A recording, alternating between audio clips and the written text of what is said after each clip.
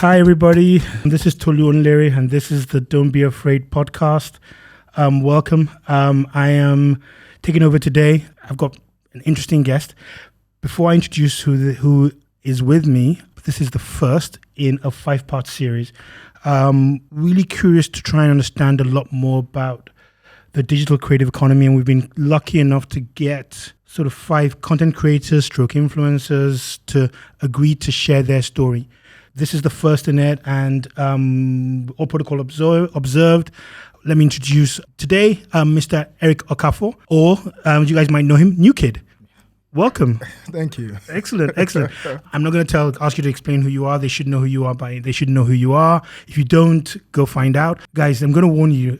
Eric and I were already chatting before we started, and we had to cut ourselves short because this was just going to keep on going. So it was just going to be one of those ones. Yeah. So this is likely to be back and forth. But I wanted to find out, where does the KnewKeed come from? Where is that? What's the explanation? KnewKeed is basically just new, N-E-W and K-I-D. So I was trying to open a Twitter account way back in 2010, I think, and I needed a handle. And then I was like, oh, KnewKeed on the block. Let me try Funkify. KnewKeed was available. Okay. KnewKeed was available when I chose it, but I just this was the year of people spelling their names Hola with H-O-R. It was that year. So that's how KnewKeed came about. But Eric is very easy to spell now. So Eric is not my government name. Eric came after 2015. My mother named me Eric, but much later.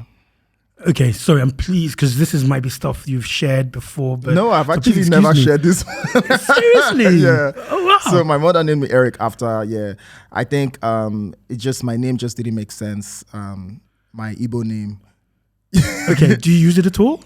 I like the name now, but that's after I just like it as a conversation starter because it's like a very ethnic name. It's Enyinnaya, which means father's friend, but I didn't meet my father per se. He died when I was 8 months old, so it didn't make sense to me. So as a father's friend, that your father is not around, you don't even know who he is. Okay. So that's how Eric came about. So my mom was just like, that's it makes sense that this name does not really make sense, So let's give you another name type thing. Yeah. Alrighty. Because in Yoruba, okay, sorry, this is better be a tech conversation, but it's weird how these things happen because in Yoruba culture, obviously the way it works is your paternal father gives the name. So who gave the name? Is that the way it works in your Igbo culture, or who gave the name? I don't know if it's cultural, but my grandmother was supposed to name my brother, and then for some reason they did not give him the name she wanted, and then she was like, the next one has to be, so that's how I ended up with the name. It would have made sense if my father lived, I guess. Okay. Yeah. Alrighty. Okay. So thanks. Very interesting. So how long have you been doing this? Because KnewKeed, how long have you been in the game? Are you still a KnewKeed? Yes. I like to think so. Yeah. No, I mean, new in the sense that, I guess I've just embodied the name. It doesn't feel like it holds literal meaning anymore. But I have been, I would say I was a Twitter influencer for some years. I think then, blogs used to post me a lot. No, I'm going to sort of, the guys who listen to this know that I always sort of veer. Do you call yourself an influencer or content creator? I am both. I'm an influencer, content creator. If you call me a celebrity, I would still accept it. Okay. Yeah, but you are a celeb. Yeah. I accept every, because I think that it is important for people to know that there are influencers out there that are not trying to cut your neck by selling you, bleaching cream or kayamata. Okay. There are influencers that genuinely use products and try to match the product based on your needs. So I don't recommend things to people if they don't tell me what they do on their phone. Because with tech, it's not like there's no miracle. It's really data. You give me data, someone tells me, oh, I only take pictures. Oh, I'm a lawyer. I always read on my phone. I would recommend a phone that I think would serve you as a lawyer or a hairdresser or a makeup artist. If you want to take videos of your clients, you want to get the best skin tone, I will tell you what the exact iPhone to get, because not every iPhone gives you good, in terms of makeup, makes you look beautiful, and then some make you look too real that it's just not a good look. So Okay. All right. yeah. So let me talk here. Right. So I've interrupted, but let's go back. Okay. So you're a Twitter influencer back then. Okay. So I Continue. started out as a Twitter influencer, tweeting all kinds of nonsense. But there are always people who can relate to nonsense. And then I dabbled into radio. I was a guest on a radio show on Radio Man Star FM for a year in 2012. And then I went to serve. I came back. I started looking for a job while doing influencer gigs. At this point, I was booking like maybe 4 gigs a month, which was paying about roughly 80,000 naira. Each or per month? That was what you were earning? Per month. Okay. Yeah. I remember then I was saving to buy an iPhone because I was using Android for a long time, and I was like, Android rules. Yeah, and I was like, you know what? I want to have both. But, I wanted to get the iPhone 6. I didn't want to settle for anything less. So I didn't save. I was drinking like every other day. I don't even know what I was going through. I was just like trying to get a job because everybody got a job. And I was just like, okay, let me even try out getting this job. Eventually I did in 2015. And again, sorry, Tolu, interrupting again. But by then, at that point, influencer wasn't a job? Or was that the generational thing? Because now you see a lot more. Just to put it into perspective, at that point, was it your mom and parent, or was it your family still saying you need a job? Or was it, was that just societal pressure? It's more of society, and the family is the first unit. So, when you have prayer points about getting job, you don't consider what you are doing a job. Even though I'm not collecting money from anybody anymore because I'm earning 80K, I'm not even going out. So I have a lot of money. I just go out, I drink, I buy fish like every other day. I can afford to pay my Uber. Then, it was enough. But there was still the prayer point, and I'm just like, okay, kept looking for a job eventually, yeah. Okay. So I'll tell you society, yeah. Okay. I wanted what every other person, like going out wearing like maybe a suit, like, or dress shirt, or like office shirt. I wanted that. Okay. But in hindsight, it got me to where I am today because it was still in the office where I shot my first unboxing video. My boss shot my first unboxing video. Because what was your first job? What was that? I was working in a company. Should I mention the brand? Feel free. So it's Techno Mobile. I was a digital marketing executive, and I was the second person that they hired as a digital marketer. So we're only 2 people from digital marketing. I mean, the marketing team had quite a number, maybe like 8 or so, but digital marketing was still developing at that point. And lucky for me, the devices that come, I would get them because we're only 2. So the devices that come on time, not on time, like before the launch, I got to play around with them before they hit the market. And then, one day my boss decided to record me unboxing and saying what I saw inside. And I posted it on YouTube. I remember my colleague saying, what did he tell me? I think I posted like 2 videos and he told me, am I monetized? I was like, what?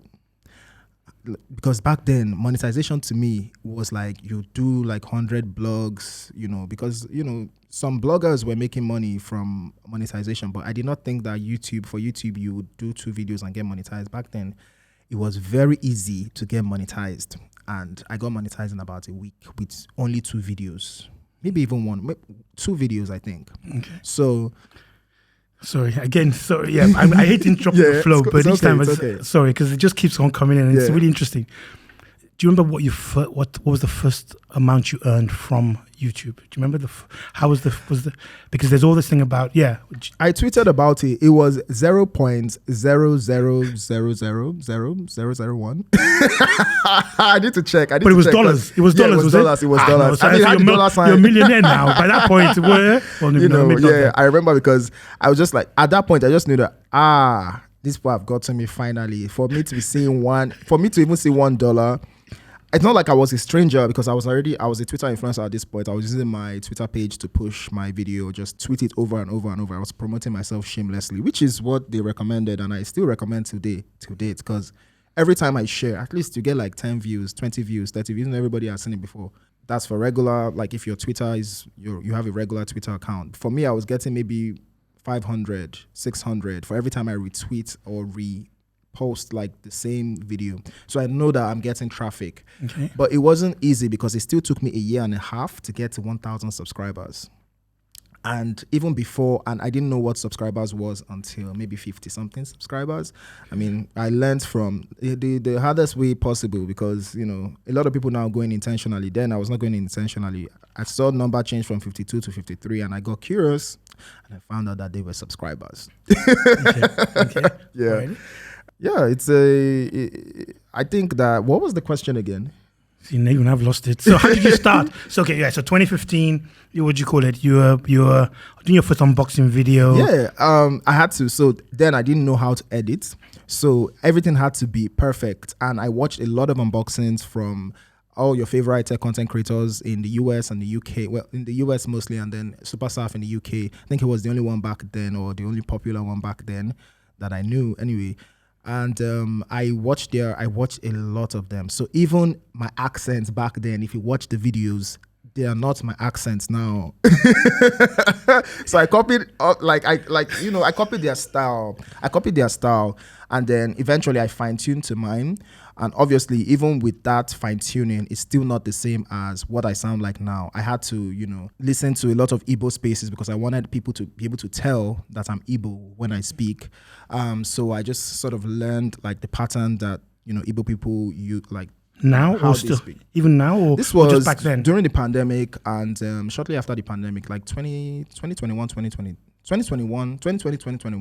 This is when I started short form content. I wanted to sound more Nigerian. So I would just listen to Igbo people speak for hours and hours and hours. And some words, I'm just like, yes, this is how I'm going to be saying this word going forward. Seriously? That's Yes. interesting. So yeah, That's interesting. I really wanted to have like a drop of authenticity in my speech because I lived in Lagos all my life and I was they shamed the Igbotic accent out of me, so I had to get it back the hard way. Okay. Yeah. Right. Was that just for sort of personal, or was that also motivated by the content creator, the idea of growing? Was it just, this is who I am? For me, I think there are views that I had. I mean, obviously, because I grew up in a in a normal Igbo Lagos. They take you to the village once in a while, and I became very boutique, and then you come back and then, people are like, what is going on? And then you start to work your way back to normal. Normal is like, I don't even know what that is, Okay. but I just want people to be able to tell where I'm from. Okay. I think it's probably a personal thing because it doesn't matter how I speak. If you can hear me, I will enunciate properly for you to hear every single word that I say. Okay. But yeah, I just want to have like a, small here and there. Yeah. Because would you call it? Maybe my ears aren't tuned in to it because I don't hear the Igbo. Oh, I'm not doing it right now. It's Okay. So this is real. Yeah, this is you. This is just me. This is just me. Yeah. Okay. This is just me. Alrighty. Okay. Yeah. Which leads me to, because I still haven't let you finish how you got into this. We're till 2017, because I'm still going to go back and say, what did you study? Yeah. Okay. So does that lead to, is there a natural progression? Because, we've got your Twitter influencer. How did you even do that? Was it, because that was still early. That was still back in the days. And I still remember, yes, a lot of noise, but that was still early. And there weren't that many people online. How did you build that? And then you then transitioned to, the unboxing video. Yeah. But I still want to come back and say, you were talking about being you and developing you. And I have to ask, because it's there and it's in front of me, the scar. There is the guys who are on podcast, you can't see this, please go and watch it. And if it's captured it, there is a scar on Eric's face.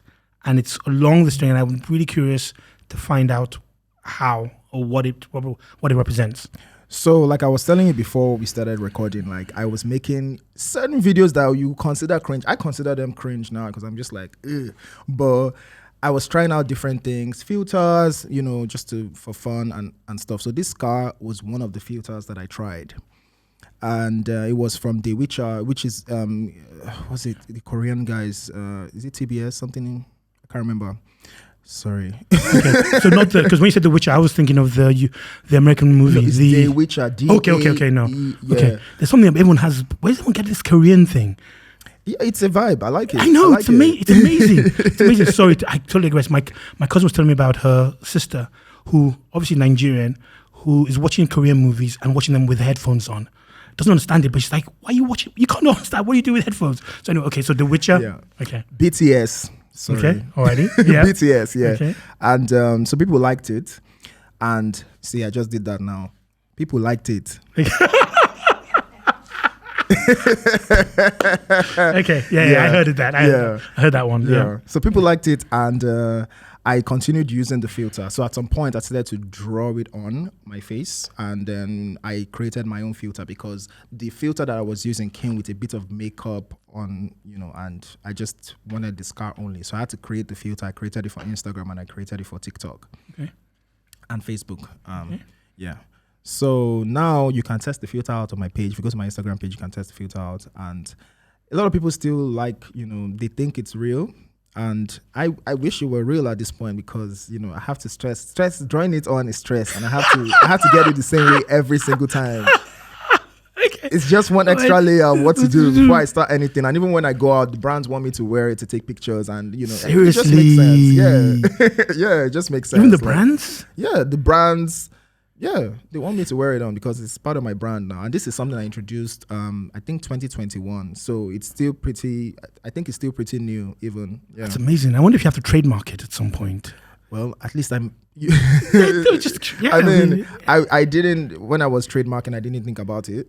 Yeah, okay. Oh no, it's interesting. Okay, so, alrighty, back to 2015, you're working at Techno, you're doing an unboxing video, go. Yes, so from that unboxing video, we did one. We launched the product. On the day of the launch is when I published the video, and then a lot of people started to see the phone without even leaving their house, and they were like, oh, can I see you running XYZ app on it, or this particular game, or this particular, software? And I would take those requests and I would create a video with it, run whatever game they want me to run whatever app they want me to run, show them the specs, like not just say it, but show it to them. And they really appreciated it. So my little community then were the ones that, for the people that started with me, they're very excited to see me come this far because then imagine starting with someone when they have just one video on the internet and then, you come back and it's like, oh, wow, you have a whole career going for it. I didn't believe I was going to have a career going for it when I started. So I'm just as shocked, I was just as shocked when the time came and I had to resign. 1 year later, less than 1 year later, after the first video. And you resigned to be a content creator? Yes. So have the prayer point, is that when the prayer point stopped? Or have they... Do they still? I think, I didn't tell my mom when I was resigning. The day I was resigning, I didn't tell her. And to be honest, I didn't know specifically what day I was going to resign. I just knew after I had saved up a bit of money to basically cushion whatever effect, if anything, I saved up money and I resigned. So I knew I was going to be okay. I wasn't even paying rent. So I got home that day. I was like, oh, I've resigned. And Mom was like, she knows some of our other friends' children that have resigned to follow their path. And then, it's a thing that she didn't think was going to happen to her family, but she's glad that, she has one of those. I was like, okay. Excellent. So the prayer points, pretty much after I bought my car, because I bought my car after I resigned. Okay. I feel like the prayer points stopped because she was like, oh, if you can buy. And then I bought another car like 3 months later. It's like new to... So I was just doing whatever I wanted at this point. Okay. So yeah, and then I bought another car. There was a lot of so you had 3 cars. Or you were just changing? I had 3, but I gave her 1, so I had 2. That helps for myself. And one was on Uber, and then 1 was my main car. Okay. I was, so I feel like all of these things just sort of made a statement that if you can afford to, give me a car. Yeah. I moved out. I moved out 6 months after I resigned. I moved into my own apartment. Okay. So I feel like that kind of thing just told that, I'm not on this straight line trajectory. Like it was more of exponential, which is what it was. My YouTube AdSense alone was, I feel like then it was very, very okay to survive, like just putting out videos and taking YouTube AdSense, yes. But lifestyle kind of balances out, and then money's never enough anymore. Yeah. Okay. And so when did you? I mean, you started off from obviously someone shooting the video. Do you still shoot your own videos, or do you now have a team?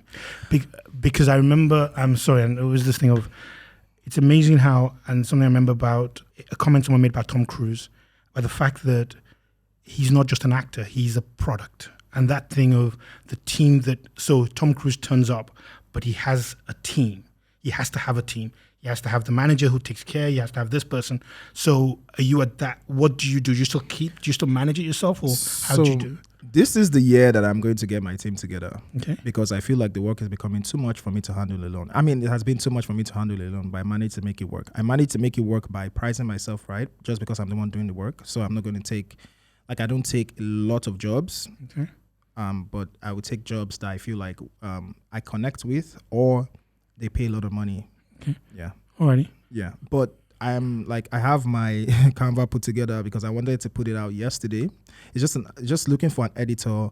But for this year, for next year, I want to have, and I have other businesses. So I'm not managing all the other businesses. But for the content part, I film, and most of my videos are edited by me. But now I have, young creators who want to edit my videos. They want to try, try their hands. And I'm like, I give them creative freedom to edit my videos, but I don't pay them, so I can't really call them my team. So I want to have my own paid team, because I'm not running a shop where it's not a school or anything. But I am grateful that a lot of people want to help here and there. No, and I have to. I'm sorry, because not to. I mean, they say blow smoke up your skirt or whatever it is, but you said something earlier on that I think, still sits with me, and I think really, really impressive, is the fact that you actually do work with young creators. I think that it's amazing in that, because I think too many people work with closed hands. That's sort of like, that I've got it, so I must hold on to it tightly and do not let go. And you do that. So talk to me about that more, because that's huge impact. That's impacting on people's lives. So how did you what's the background to that? So for me, I think a lot of the early years, I spent not even considering anyone else.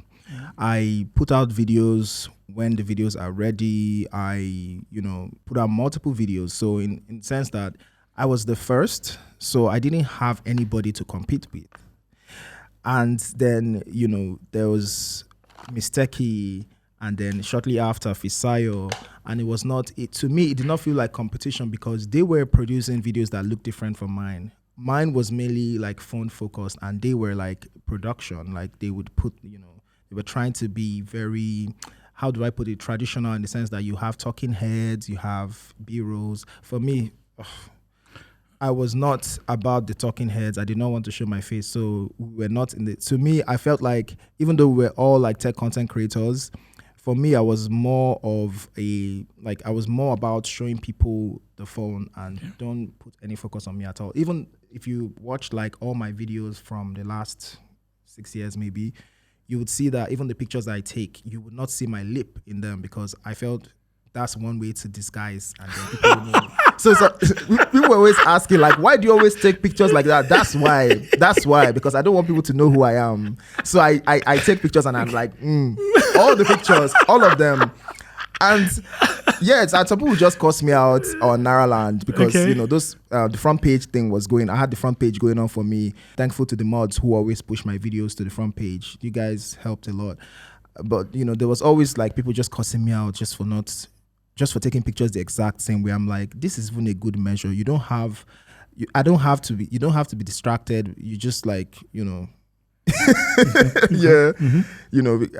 Another thing, again, the reason why I'm comfortable with other people playing in the same space and all that is because I think that for us to make a big impact, we need to work together.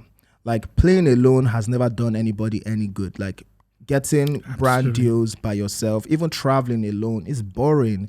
It's at least two people, right? And, it makes more sense that way. So I want people to be able to say, hey, if you want, and now brands are reaching out to me, and I've done about 3 or so brand sponsored collabs that brands want me and Yugosin to Egusi to like feature in the same video as, and they still pay both our rates combined. That's like less work but the same money. So who's complaining? The math. And I think that's, I mean, but the general idea for me is, even as a like sort of a challenge for me, because I can sell products, that I know I can do, but can I sell like for me to give somebody else influence, I feel like that's definitely new. It's like, it's not like I'm selling fame, but I'm bringing a star out to say, hey, this person is a star, and everybody agrees. And I'm like, yeah, because having an eye for talent is also a thing too. Like after that, a lot of people have DM'd me and say that they want to do collabs, and I look at their page and I'm like, yeah, it's possible, but I feel like it's not as easy as that one was, because that one was intentional, because I wanted to do it. I reached out. You know, I had the idea down. I had a list. I sent him all the list of the ideas that I wanted to make, and it was the work for him, like that cut it down in half. So, but when people reach out, they don't really have so much ideas like going on, or they just like think about it, and you know, but to me, I think I love collaborating. I love collaborating. I love watching other people get excited about things that I've had for a while. And, you know, I love like living vicariously through them. It's like, oh, your first 1 million is like, wow. I'm like, yeah. Do you remember what because I know I was asking earlier, do you remember what it felt like? Yeah, what was the, yes, I've arrived moment? Can you remember? What was the, okay. It's when I was buying car up and down. Yeah, I think I got a brand ambassadorship with Intel West Africa, and Ebuka was on there. Gbemi, Mayatafo, Titi Lokbe, she's a poet, and that's like my first real taste of wow. Okay, I have. You know, I could relax for a whole year, but I mean, I didn't relax. To me, that was even a call to want to get more gigs like that, because I didn't feel so deserving of it at the time. I think it's about, you know, now you know, it's normal. Yeah, and I guess that's what I wanted. So, yeah. But because, I mean, you mentioned the people who DM you, and I'm going to come to it towards the end, and you know, the usual. Sorry, so just prepare you. Yeah. We're going to do what's advice do you want to give to the people? Sure, we'll do that later. Sure. But everybody is now a digital content creator. You know, it's because I get my phone, I can do it and stuff like that. What do you think they're missing? I mean, do you think they understand the work? Because I was saying, we were having a conversation earlier, and I was saying that how often do you put content out? I mean, how often should they put content out? No, you. I mean, the kind of work. No, because I'm curious about. There was something about. I think people. For me, I love creativity. It's one of the things. Seriously, I'm passionate about it, because I just think I couldn't draw a straight line, and I think that without waxing lyrical, it just elevates us as human beings. It's amazing. But I think that in it, when we talk about people having muses and stuff like that, they also don't understand the work that it takes. And yet you hear about people who are authors who go, yes, I'm a writer, but every morning I get up at this time, I'm working, I'm in front of my computer from this time to that time. So it is work, and it's that work ethic. And I don't know if because you're shooting on the phone, people realize that. So how often, how much content do you put out? What's your work ethic? What do you do? I think at my peak, I was putting out content every day. So every day for the year. That means I would wake up in the morning and I would shoot, I would edit, and I would publish, and I would script the next video before bed. So wait, sorry, no, because you mean every day for a year, 365 pieces? Yes. Bloody hell, man. So that means no breaks, no weekends, no public holidays. Even when I was traveling, I created a video at the airport and posted. Whoa, man. I posted on the plane. So yeah, like before we took off. You're kidding me. So it's something you need to like mentally. For me, it was not just getting it out of the way, because these videos they needed to be impactful. So it was not just like, you know, any video, whatever, posting whatever. So what I did was before the year started, I knew that throughout the year, 2022, last year, I knew that I wanted to post a video every day of the year. And that's what you should be doing, especially if you are starting out. You need to show that you are hungry, and especially for brands to see you. You need to be showing up every day for yourself, for your brand. So before the year started, I already knew that this is what I wanted to do. So the year before, I started to draft all the topics that I wanted to talk about. It's tech, right? And some things are old, some things are new, but some things need to be said over and over again. So even if someone has done the content before, it doesn't matter. I haven't done it in my own voice, in my own unique way. And everybody has that, your own voice, right? And your interpretation of a specific content will be different from mine. This is not even jumping on threads. This is pre-planning, So I have 150 ideas already before the year starts. And out of that 150, I have to pick one every day. And the list goes on as the year, progresses. So with that 150, say I created 100, then I have another 150 before that 100 expires in terms of ideas. So I write one line, maybe how to reset an iPhone, how to reset Android. Thankfully, that's two different content. Okay. Sometimes I merge them when I think that the hack is very short. I can do it. I can do it without losing the audience. But most times I just separate them so that, Android users watch Android videos, iPhone users watch iPhone videos. That's if it's about, something that is on both of them. Okay. Yeah. Alrighty. Okay. So it's work, it's routine. You need to have a routine like skincare, which is another routine that, you should take seriously as well. Yeah, I always think that my skincare routine is I use Nivea on my face and I can't bloody remember the name of St. Ives on my body. That's it. Oh, okay. That's it. Yeah, I like St. Ives. Yeah. Yeah, I like St. Ives. Yeah, you're about to become a beauty content creator. Yeah, it's just regular lotion, but that's not skincare though. Okay. Yeah, okay. But this is like away from. But yeah, I feel like a lot of people actually ask. But maybe not a lot. Before, when people say a lot of people, and someone says, "Show me the people that asked." But yeah, when I post my picture on Twitter, I think that people do ask like, "What is your skincare routine?" And it's not drinking water. Okay. It's actually supplements, expensive supplements.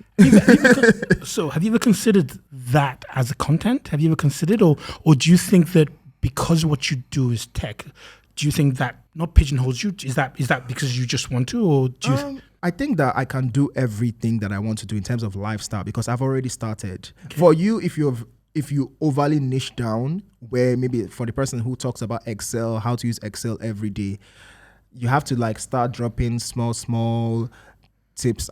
Not tips, but things about your life. But for me, I feel like I show people just enough to be able to like talk about skincare. If I talk about skincare, you watch it because, I have talked about like, so when I took a trip, for instance, I just made a couple of videos to show people the kind of hotel I'm staying in or something like that, just for them to see like a bit of, with sound, create some fun videos. Yeah. So I do that.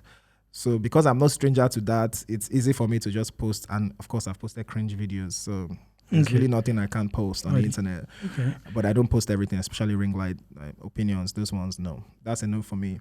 Oh, explain that, please. Those ones where you take a ring light and start commenting on the latest what's drama, something happened in somebody else's life. That's the line I wouldn't cross. Okay. That's the line I wouldn't cross. Yeah. Okay. But with lifestyle, I'm curious about this thing of where has being a content creator taken you? Because you've talked about travel. Yeah. Where have you traveled to? Oof. The farthest place is China, Shanghai. Yeah. Never been. Yeah. I'd love to go. I just think it's such a long journey. That's interesting. Long. Yeah. It's very long. And I think, let me see, South Africa. Okay. Ghana. Okay. Dubai. Okay. I think Dubai the most because I've been to Dubai 4 times and they were all jobs. I've been to Dubai 5 times and 4 of those times were for work, for, tech related content type thing. Yeah. Where else? Did you have you have an accent that makes it sound like you're not, you're well, please guys forgive me for this, but I'm being classist, that you're well educated. Did you have a passport before? Or did you then get that because of the fact that you are now becoming a content creator? So have you traveled or before? Yes. Yeah. Okay. Yes. Alrighty. Did you say I have an accent? No, I think you do. You have. okay. No, you haven't. Okay. People say I'm English speaking. Yeah, you can tell that there's British English. No, but then English, I mean, what do you call it? Which is why I was saying that, listen, when you were talking earlier on about the Igbo accent, I was saying, listen, I don't hear it. Oh, yeah. Yeah, so, and there's a certain element of the fact that, listen, look, which probably brings me back to that thing I said it, is what did you study? So there is that perception that you will hear of somebody, bros, you perceive that means that a certain level of education, a certain level of exposure. The way you speaks to a different level of exposure. Yeah. So it's curious about, I mean, people talk about that thing of where content creation and just where their career, where it led them to, and the opportunities given them. So I was just curious to understand that sort of, listen, look, I still remember, sorry, because I'm digressing, I remember that even with us as an agency, and so a few of my guys hadn't traveled before, and I remember the first time that, of them being on a plane, and not just going to Abuja, but traveling outside the country. And it's such a great thing to experience that, and that's from digital. It's like, whoa, we managed to do that. So, yeah. I mean, for me, I traveled as a student, but it was nothing fancy. Student budget, kind of like $1,000 or something. That was the entire budget for the trip. Okay. Aside flight. But yeah, it was fun. I think just for me, I felt like I was seeing colors for the first time because red was suddenly redder. Okay. Compared to the camera will pick that up as well. So the pictures that you take, and then that abroad filter, and then that was very nice to experience as a student. Yeah. Alrighty. But I think the traveling has been more. So I only traveled once before. Okay. I got a job and quit my job. So yeah. Okay. Alrighty. Okay. Where do you still want to go to? Is there a place? Are you a travel person? Yes, do you enjoy? I love traveling. Okay. I try to extend my stay every time I go for a job. Going for a job is vacation for me, like vacation afterwards, of course.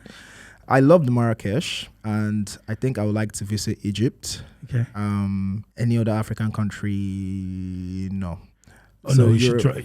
2 places I've been to that were, and again, I'm lucky enough. I do that thing of go for work, but then just happen to have to spend the weekend there, and so luckily work covers the flight, and then you just find a little extra to find some cheap hotel and stuff.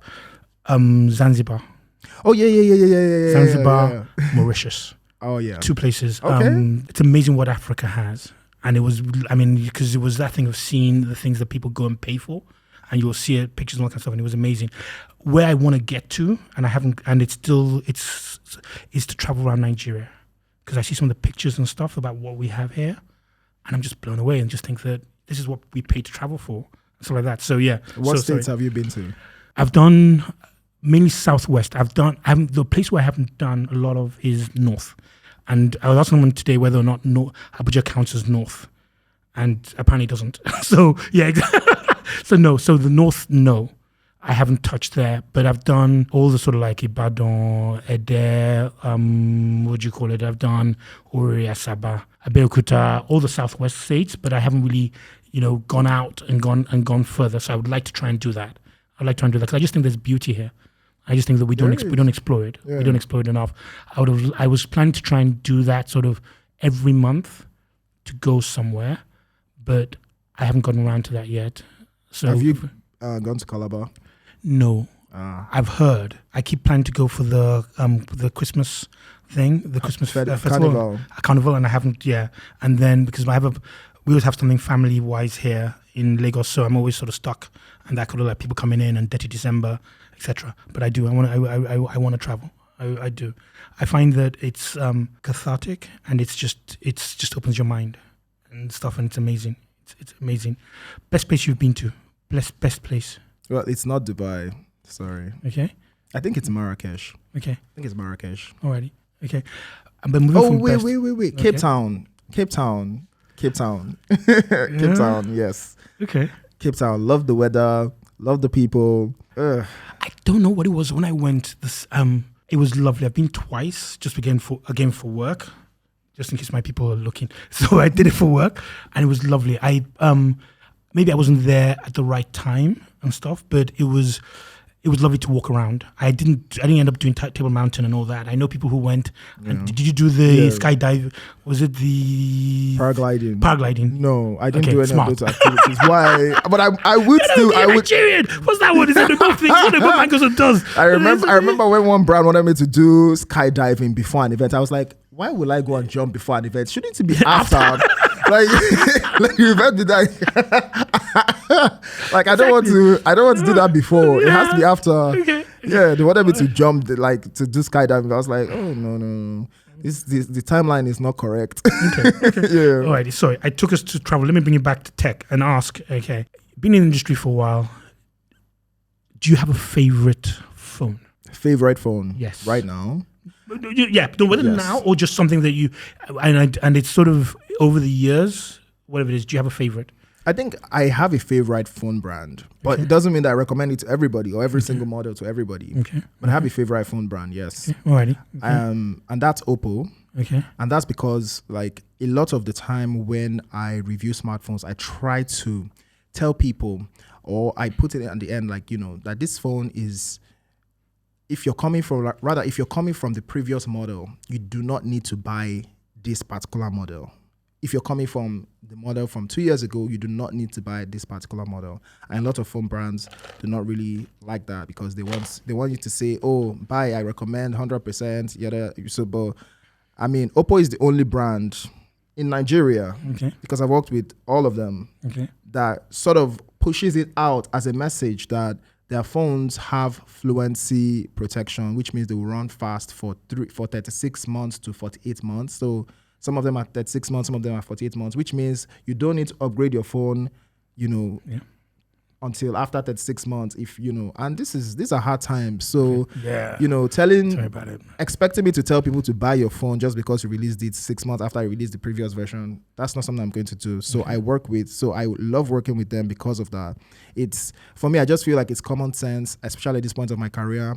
I feel like I have would I say vex? Would I say it's like vex money for brands where I don't have to work with every brand, especially phone brands, especially, in these times when did you, sorry, because as a business owner, I'm sorry, because I'm really curious about this thing. Yeah. I still panic. Yeah. And still, when a client comes in, I still worry and still go, oh, listen, can we, and I'll take them, and I still find ourselves doing stuff then after you're thinking, we didn't make money on that and it's taking off a lot of time.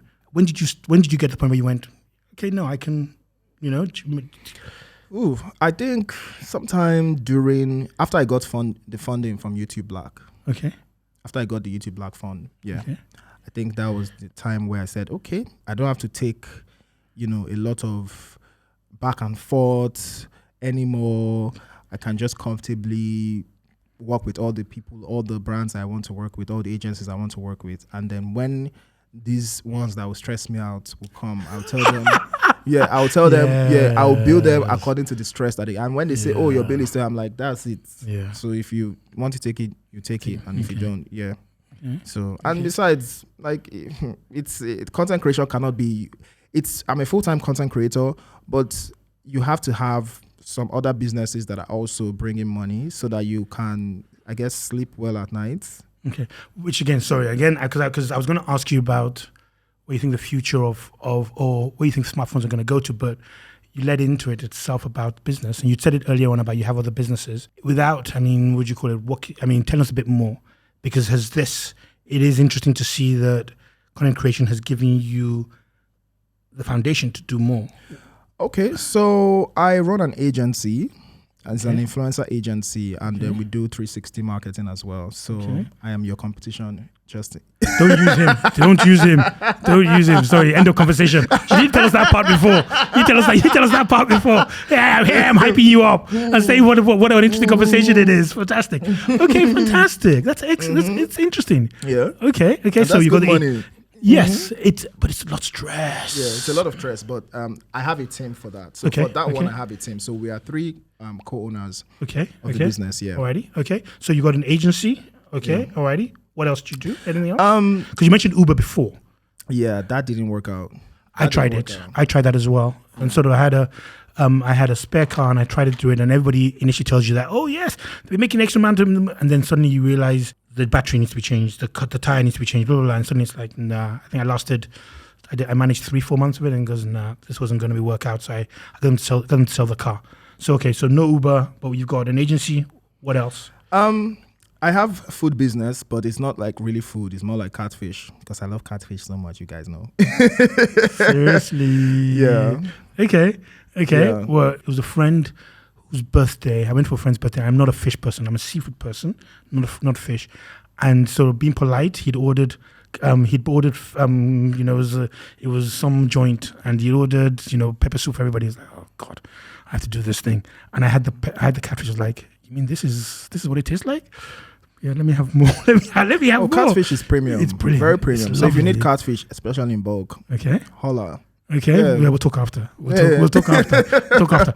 Yeah, but okay. So that's interesting. Okay.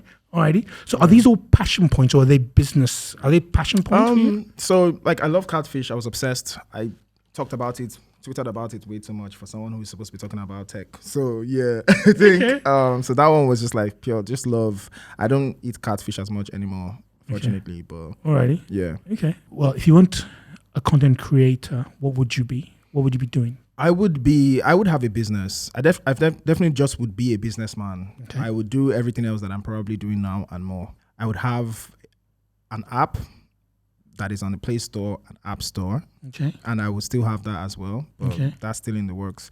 And to be honest, the other businesses that I cannot say, Okay.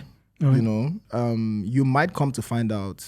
You might come to find out maybe later. Already. Yeah. Okay. All right. Yeah. So what's your passion? I mean, because we talked about earlier on, and you were talking about tech as your passion, about phones. Smartphones. Yeah. That's my passion. If you ask me what I can talk about all day, smartphones. I mean, I also like social justice. So yeah, I tend to lean in towards the underserved in society and just like talk about, some of the harsh realities that they're going through. Okay. Yeah. Okay. All right. Because we're apolitical and I'm not going to have enough Yeah. enough time, I'm going to stick with it. Let's stick with the smartphones. Where do you think they're going to go to? Where do you think because it is, you said every 6 months there's something coming out, and people took Apple to the cleaners about the fact that there was no change. Mm-hmm. All you did was do a number change and increase the price, but there was nothing more. Where do you think smartphones, or where do you think tech is going to go to? So we already tried some things in the past that didn't work out, like phones where you have interchangeable parts. So you buy a phone and all you have to do is buy certain parts, switch out the battery, switch out the, camera, switch out. But what I think is going to happen is there's going to be even less and less upgrades in the future. So if you're buying the next Samsung, you already know that it looks the same. If you're buying the next iPhone, you already know that it looks the same. So there's like not so much improvement on flagships, and the mid-rangers might catch up, but it would not stop the flagships from becoming more and more powerful. So if there's one thing that changes in every generation of flagships, is the processor. The processor must change. There's always like a faster processor. I mean, so far, and now the brands are starting to guarantee more years of software updates. So the Pixel started it with didn't start it. They would have the highest number of updates now. It is 7 years. Okay. Yeah. So that's a long time to if you have a phone to use it. Obviously, the battery is going to give out before then. But if battery tech is also there's also innovation going there with the graphene batteries that you charge once and they'll last about a week. That's the general idea. I'm all about that. You can see tech. This is you can see. You're into phones. Sorry, because I just use it. So when you think graphene battery and stuff, it's new tech. It's like new tech that I think it will change the way that we use our phones. Imagine having to charge your phone once every week. That's crazy. That means you could travel without your charger. Like we won't be complaining about having charger in the box anymore because people would own chargers will not be something people use every day. Sorry, as a Nigerian, we have to say it. NEPA. Or PCN. I mean, but you still won't use it every day because you charge it once last week. That's amazing. So that would be amazing. Good. Yeah. It's fantastic. Fantastic. But you don't think? Do you think we will? But we will have phones. You think we will have phones because there's a move more and more towards that sort of wearables and everything. I love the idea of wearables, but for right now, I don't think that it is something that will practically replace phones just because they're new and heavy and they still have their quirks that people have to work out. You can't still use your eye to control every single thing like in the way that it will be seamless. And for the fact that you can't even, like we, the users, we, the people around the room cannot see your face, it's definitely a security problem. So I don't think wearables in the way that they are now will replace phones. Probably in the future when they can be, more like specs, if possible, like normal glasses, but they can do everything. Maybe. Okay. Yeah. Okay. But do you think it will be, because I always worry about that thing, and I have a real thing about digital divide, about the length of time it takes for us as Africans and Nigerians to get this stuff. We now have 5G, we know that, but the West had it for a few years, and we're still playing catch up. And that always sits at the back of my mind about the opportunities to actually develop and the level playing field. And so it'll be my worry around it is the things I see. I mean, you turn on stuff and you think this is amazing, and then you look at the practicalities of it. I'm trying to figure out whether or not we are set up and ready for that, or whether we're going to end up playing catch up. So it'd be interesting. I mean, we are going to end up playing catch up, whatever the case may be, just because of where we are as a continent and country, especially because even when we send delegates abroad and they witness the launch of new products, they hardly bring them back to implement them. Unlike, say, countries, say the UAE, for instance, you see them at the events and then you already see them at the airport the next day because technology is, they're very big on it and they want to be the center of everything. Yeah. I don't know what Nigerians want to be at the center of, aside music and culture. But I don't think it's tech. I suppose, yeah, but I mean that's the challenge because obviously we've got the new minister trying to get that and trying to get us into that, and I know. I mean, we've got everyone talks about the youth footprint of Nigeria and all that, and, average of 19 and things like that. And sorry, I'll say it, I worry about that thing, about the fact that technology is going to become so important that we need to play at that. We really do need to play about it. And I'm curious as to where you think the Nigerian content creation ecosystem is going to go. What do you think? Because we've talked before about influencers. What do you see? Where do you see it going? I think that it's for me, where I want it to go is where, as a content creator, all you have to do is sign up on platforms and then the brands will take it from there to sort of hire you for gigs and you set your price and everything seems seamless. But right now, the only platforms that do it well are the platforms in India, the platforms in the US and the UK, and they will book you for gigs, they will pay you a lot of money, and all you had to do is just sign up to the platform. So I think that that's something that we've tried, but I don't know if brands are going, it's almost... You've tried it? You've tried it? Or before? You think it has been tried here? We've tried it. Okay. My agency has tried it as well. Okay, all right. Yeah, so we have a platform where you can sign up. Okay. Do you have a platform where people can sign up? No, we use them. We use various platforms so that, and it is a case of also chicken and egg. We also know that a lot of the people aren't on it, so we tend to end up working with content companies, but also trying to just sort of understand who's out there and who's coming up and stuff like that, and seeing if they are under management or not, and going to them. So yeah, it would be more helpful definitely to be able to go to a source. It does make it easier because then there's at least you're able to verify, you're able to check and everything like that without the. And there's a level of professionalism as well that comes into it, and that would help brands and help us as agencies in working together. So yeah, that would be good. That'd be really interesting. I think because right now what we have like the sort of analog version where somebody hits you up. Oh, can you send your rate card? Oh, yeah. You send yes. They be like, oh, we have a client that wants to pay. Like, okay, it's on this so they need the video here. This is the brief. They need the video here. You send your this thing here and all that. So you do like back and forth maybe 12 times before you get to the video and then send the video. Okay. Yeah, I think it would be nice to have a more streamlined, system where you have platforms. And if it works in other countries, I think it can work in Nigeria. definitely. No, there's no. I mean, what you call it? I'm a believer. I'm a believer. I think if you can build it. I mean, what you call it, and just get people on board. Absolutely. 'Cause I know that even us as an agency, the challenges of identifying things which our clients are then able to verify and know that they will deliver and understand how things need to work. That's one of the challenges of working with influencers, stroke content creators. Yeah. And if that platform's able to sort that out, that'd be really good. Yeah. There's a trust issue here too. Yeah. There's a trust issue. I think that all the people who have reached out to me to join their platform, I think I only joined maybe one out of maybe 20.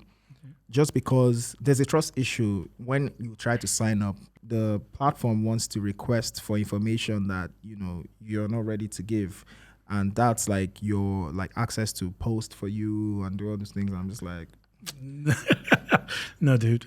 yeah, I'm just like no. But how the Indians get you is you already agreed to do the job, and then before you get paid, you have to sign up for them to. I mean, in this case, they're not telling you that before you get paid, you need to sign up, but you need to sign up for them to even sort of check your reports. You don't have to report anymore, but here you send screenshots. So that screenshotting system, that's kind of like an analog system compared to where you just sign up and you don't need to send your report because they can already see it from their back end. It saves a lot of, send screenshots of this, screenshot of that story. The story has expired, that kind of thing. It's the whole... Yeah. Okay. All right. Okay. Conscious that we've taken up a lot of your time, but I mean, as I said it, I don't want you to go away without, sharing your pearls of wisdom. So, first, what advice would you give to aspiring content creators and influencers? What advice would you give? You are a business. As a content creator, you are a business. So from the first day that you create your account or you decide to post your first content, that's your first day of being a business. And from then on, even if it's just one person or two people or three people who are liking your video, you have people to serve and you need to keep serving them. Everything that you need to know, everything that you need to learn about editing videos is on YouTube. That's the best place to learn how to edit. You can also edit. You can also learn from a person, but if that's your thing, that's good. But you can learn from YouTube for free. I mean, you pay for your data will go, but that's it. And all the resources too, even SEO, very important. Collaborations are great. Collaborate with people that you can, not the people who you think will give you the numbers. Because it's important to even know how to collaborate, how to approach people with collaboration ideas. You can make a video and send it to them so that they can see your setup. So if you email me a video and tell me, oh, I would like to collaborate with you, I already know what your setup looks like. I can see your video, but these things don't even matter to me, but it matters to a lot of content creators. So that's one way to get people's attention to, want to collaborate with you. What else? Use all the platforms. There are over 1 billion people on TikTok, so don't look down on any platform. This is something a lot of people did. When I jumped on TikTok and for, as a tech content creator coming over from YouTube, I was the only one, and I tried to convince everybody for the whole year, join TikTok, and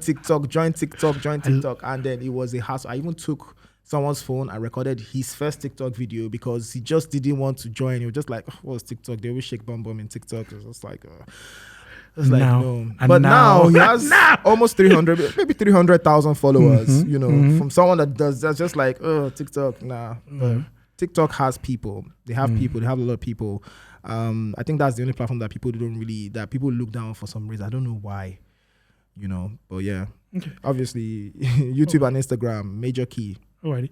I don't know if we've covered this already with regards to the building of platforms, but I wanted to ask and sort of maybe end up on what positive changes do you think can be made in the content creation industry in Nigeria? So when it comes to advertisements, I think that there needs to be a form of regulation.